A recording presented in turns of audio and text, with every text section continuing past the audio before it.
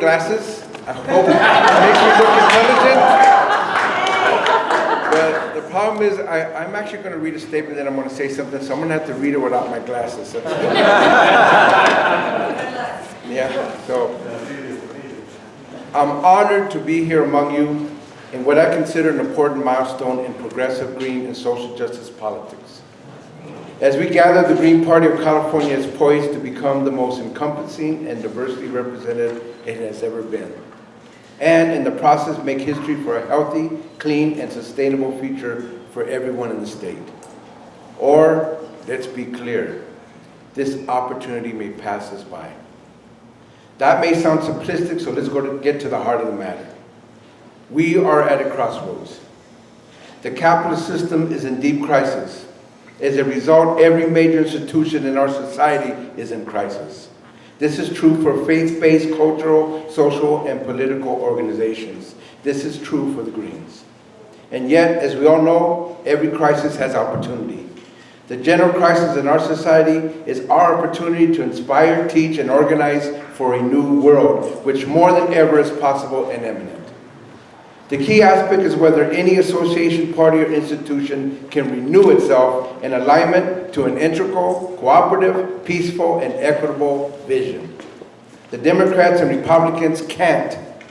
As one party with two faces, they represent the failure of the capitalist ruling class in meeting the basic needs of working people, including the poor and marginalized. Moreover, they represent the failure of ensuring the health and well-being of everyone. This ruling class on local, national, and global scales is being exposed for what it is, the greatest single danger to humanity. People around the world may have different borders, languages, customs, belief systems, and politics. What binds us is our growing misery.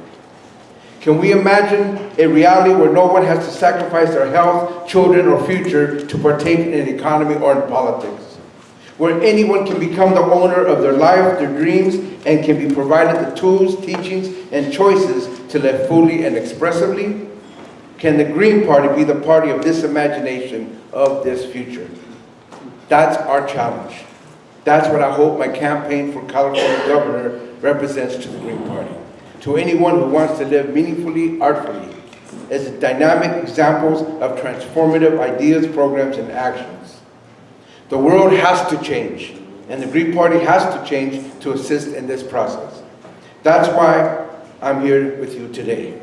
I'm willing to do my part. I've not gone this far in my own revolutionary growth to squander time or energy on anything that doesn't push this process forward. Yet this endeavor will take profound patience, painstaking attentiveness, and a deep-seated persistence from all of us to match the gravity and power of this immense challenge. Walking this path takes courage, deep-seated character, and the ability to be strong and vital in the complexity and tension of actually impacting our communities, our state, our world. I have made the elimination of poverty the centerpiece of my program. So let's delve deeper into the extent of this impoverishment, exemplified by 8.7 million Californians who are poor, including 2.7 million more since Jerry Brown became governor. What about the poverty of not having a clean environment? The poverty of being denied free and quality health care, or livable and meaningful jobs, or a liberating and comprehensive educational system. In the growth of actual material poverty, we are also seeing the rise in the poverty of ideas, of imaginations, of caring. And as my wife Trini says, the poverty of access. Here's a statement from Jeffrey Martin, an African-American poet and leader who has never voted, disillusioned about the continuing lack of solutions and results in politics. He is now the Los Angeles area coordinator for the Luis J. Rodriguez for Governor campaign. On the poverty of access, yes, you should clap for him. On the poverty of access, Jeffrey writes, not having the essentials of life stagnates potential and undermines creativity. There is nothing engaging about seeing prosperity in other communities by knowing it is limited within your own. The American dream has become one-dimensional. It works to the advantage of a select few, while community after community are mere observers as it sidesteps the poor, leaving them frustrated and marginalized. The poverty of access leads to ill-equipped neighborhoods, mismanaged lifestyles, less than successful educational facilities, dead-end jobs, broken communities, and a myriad of other vices that attach themselves to despair and despondency. Jeffrey is now encouraged and engaged to take a leading role in this campaign. There are millions of people like him throughout the state. I tell this story to demonstrate how the power of a singular voice for change must be part and parcel of this campaign. The Green Party of California platform has values I'm committed to, values linked to my indigenous roots. The platform says we are part of nature, not above it, that we are all interconnected. Implicit in this is that abundance is the nature of things, not scarcity. That in proper relation to each other and nature, we can create sustainable and clean technology, cities, homes, and workspaces. My invitation is for us to do this together, to join with me as I join with you, to take this message, these ideas, these potentials to the very people who can make them real. As leaders, we have to trust intelligence, cooperative natures, creativity, and immense capacities that people possess to bring the necessary changes to fruition. Trust in them and trust in yourselves. There should be no gulf between revolutionary thinkers and revolutionary activists, between our visions and the needs of the people, between what we strive for and what we can achieve. I will make another point. I'm not here to be the, quote, Latino, unquote, savior of the party of the state. Yes, I'm Chicano. I have native ties through my mother, a Rarámuri woman from the Mexican state of Chihuahua, and my father from the Nahuatl-speaking populations of Guerrero. Chicanos, Mexicanos, Central Americans, and Native Americans are a large and vibrant population that will get involved in this campaign if they are engaged the same way anyone else should be, with truth, with honesty, with respect. I'm here to represent all genders, ethnicities, faiths, sexual orientations, and disabilities in this battle for a new California. I will not compromise my hard-earned credibility with original peoples from California, as well as those from Mexico and Central America, by participating in political machinations, manipulations, and inauthentic approaches. If the Green Party is true to itself, maintains strong integrity, and avoids any internal splits and bickering, the Green Party will be the party of the conscious and strategic revolutionary thinkers and leaders, as well as the pushed out, the pissed off, and the disengaged. This is key to our many challenges. One big truth is that most of what we are dealing with today, including the so-called two-party system, is illusion. Mortgages, the wage system, borders, money, even race. All of these are man-made designs to benefit a few, yet made to appear as if they are God-derived and in our interest. The Green Party should be against all illusions, all lies, all misrepresentations linked to wealth and power. Join with me. This campaign has to be bigger, broader, and make inroads beyond the Green Party. Yet for the Green Party and others, this campaign is an opening to be relevant and viable for millions of people in California. I welcome the Green Party's support and endorsement. I am a Green, and I will also move to get the support of genuine grassroots organizations and leaders wherever I can. This campaign is part of a movement, not just a campaign.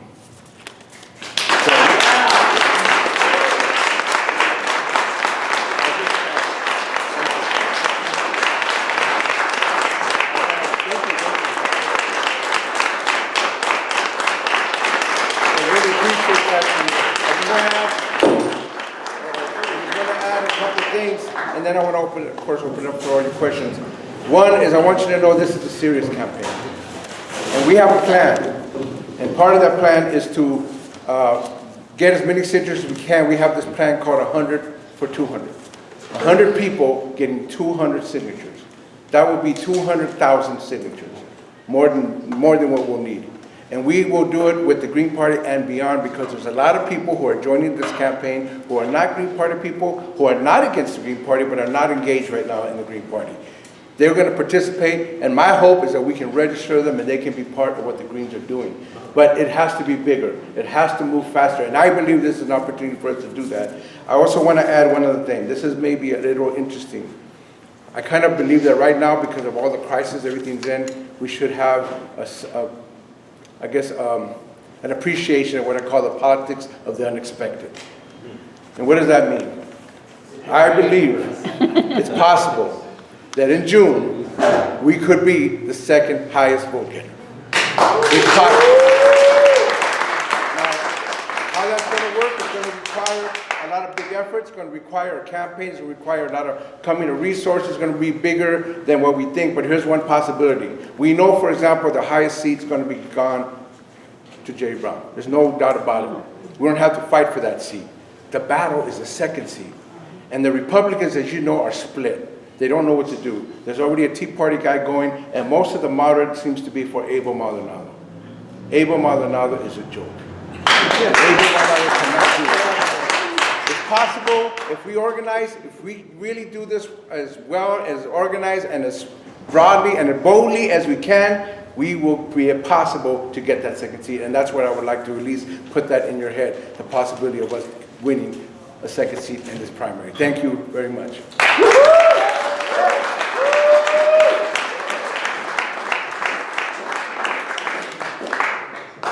Okay, now we're going to have questions. If you want to come over to this side, or this side is stage left. Stage left to ask questions for Luis.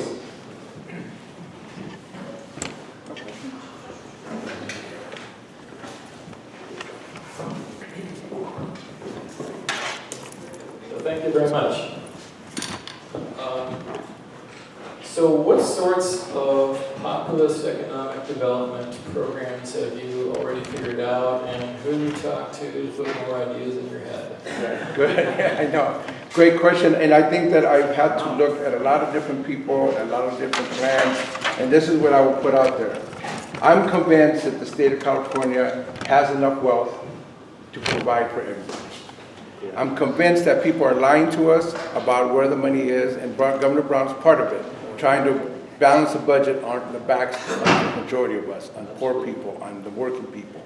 We have, for example, a state that its ports is bigger than all the ports in any other part of the Pacific Rim, brings in $38 billion a year, just the ports alone. San Francisco, Oakland, Long Beach, LA, 38 billion. We also have a prison system that I would like to see eliminated. And one of the things that I like to do is $8 billion that is in the prison system go into the communities. Let the communities help, heal, train, teach, and give people jobs who are being caught up in crime just to survive.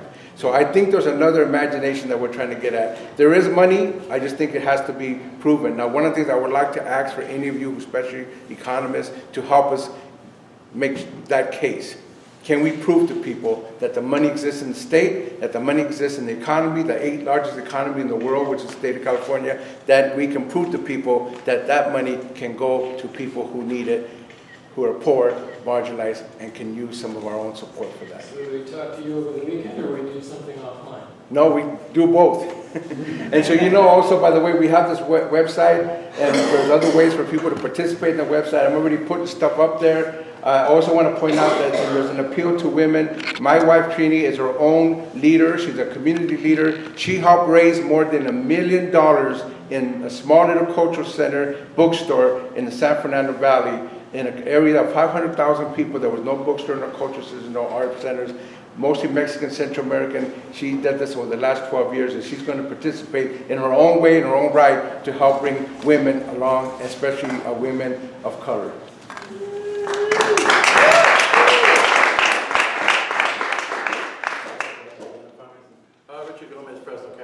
Luis, you speak, you're bilingual, is that correct? Sí, como no, gracias. Of course. Well, you know, there's a lot of people out there who are citizens, registered voters, but their predominant language is Spanish.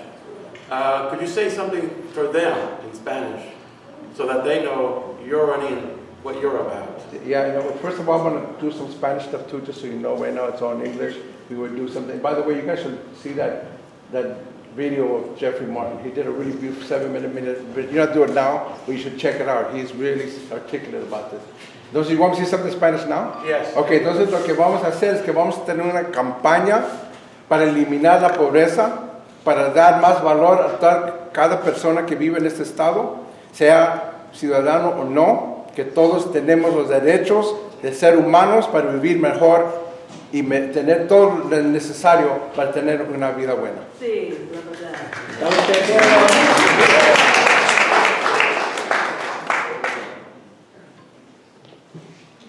I'm Anthony Dory from Santa Clara County, and I've recently become aware of some movements that are happening within the people of color, and particularly in the Mexicans' central area where there are some rivalries. And I'm wondering if you could address your population and ours with the idea that we are people of color, and we are not racial but ethnic. And if you do that, it recognizes all of the smaller groups that feel like they have been knocked out of the politics because either you're Chicano or you're Latino or some of the other terms. Those are very divisive, I understand, in this new movement. If you agree with that, I'd be interested in knowing about that. And by the way, don't forget the footsteps of DNA around the world where they were tracked. All of us are related. Yeah, absolutely. So going from that, my own spiritual practices are Native American, Native Mexican, and we believe in the interconnectedness of all things, including all peoples. We do not divide the world in races. We do not divide the world at all, except that we are humanity. Not only that, we are related to all living things, and we are related to the nature and related to things that people don't call living. So that's kind of like why I like the Green Party of California platform, because it actually says that. And what I want to do is build on that, to let people know that these are divisions, again, they are called illusions. They've created them in front of us. We fight each other for the dumbest reasons. We are killing and wasting so much energy that we can find the thing that commonality ties us up. We will be able to be strong. We can take on the people who have the power and wealth in this country. And that's what will be my direction. So thank you.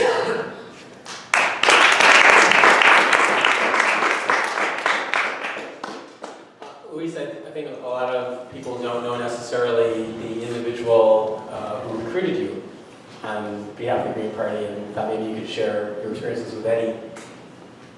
So he wasn't able to make it this week. Yeah, Eddie Alvarez unfortunately couldn't make it, but he is a young man, a seasoned student, and they've been, the Green Party members there in that part of the valley have been trying to bring me along for the longest time. I've actually been supporting the Green for 12 years since we've been there. We started this cultural space that I said my wife runs. It's called Tia Chucha's Centro Cultural and Bookstore. Through there, we have actually been the only party that we have allowed to do events that have been Green Party members. This doesn't mean I don't support others who are progressive. There's people in the Democratic Party who I supported. And just so you know, by disclosure, my brother-in-law is the first and only Latino congressman from San Fernando Valley, Tony Cardenas. He's my brother-in-law, and now he's a Democrat, and I'm not even asking for his support. I'm not even going to go there. If he wants to, it's his business. But I have turned him to become more active in helping with gang intervention, urban peace. He's actually taking positions that he never used to take before. So Eddie was part of that movement of people who said, we need an alternative. We need to bring new voices. We need to bring some fresh blood. And I'm an old guy, but I got a lot of fresh blood. So a lot of new energy. So that's what Eddie was about. So thank you for that. Yeah. And I have as a follow-up, kind of thinking around, and the reason Eddie isn't here this weekend, there is a youth people of color organizing conference at UCLA this weekend, and Eddie stayed behind there, and we have a young woman named Sylvia Arendando, who's a neighborhood council member from the Wilmington area of LA, where they have all the pollution issues with the port. She works for communities for a better environment, and is leading a workshop there. Just perfect thing for us, and Eddie is down there doing that. So my question from that is, when you go to college campuses, specifically, how will you deal with the question of the underfunding of education in the state? What dots would you connect for that? Very good. And one thing we do, we have Eddie and another person who will be doing a coordinating of all the campuses in the state. And one of the things that we're going to fight again is the tier system that they're trying to set up in the community colleges. We actually have a lot of ties with community colleges. We're going to ask as much as possible that school education be free to the people of California. That's something we can fight for as much as we can. I know it's possible, and I would use examples from around the world. One good thing about me is I do get a chance to go around the world. I was surprised. I was in Argentina about a year ago, or a couple years ago. And Argentina is a country that's suffering a lot. There's so much poverty, and Buenos Aires is kind of like an exception, but you go outside of Buenos Aires or the outskirts of poverty like you wouldn't believe. But they have a free higher education. It's free. And I was thinking that maybe those colleges are little shacks and not much going for it, but they're huge, they're modern, they're highly technicalized. I go, why can't this happen in the United States? Why can't it happen in California? So I would like for us again to fight for a vision and to prove to people that young people do not have to sell their souls, do not have to sell the rest of their life with loans and all this money just to get educated. Education in this state is not just a nice thing to do, it's a necessity. And if it's a necessity, then it should be removed from the marketplace and removed from profit.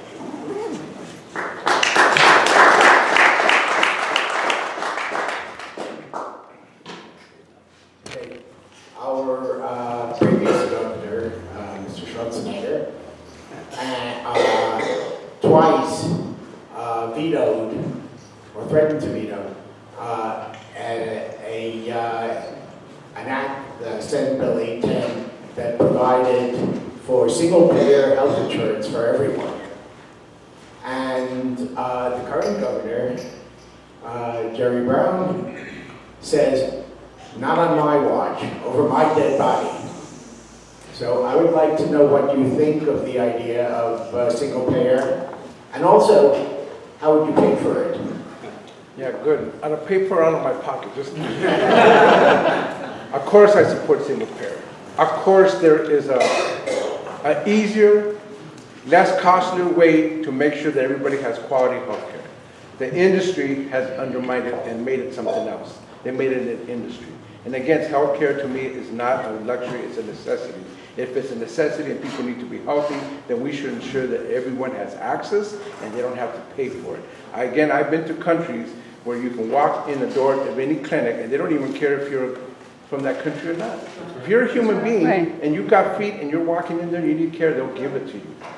Why can't we need, yeah, if you don't got feet, they'll take care of you. The point is, why can't we do this in the state of California? And we can, and it is a law, and we should make sure that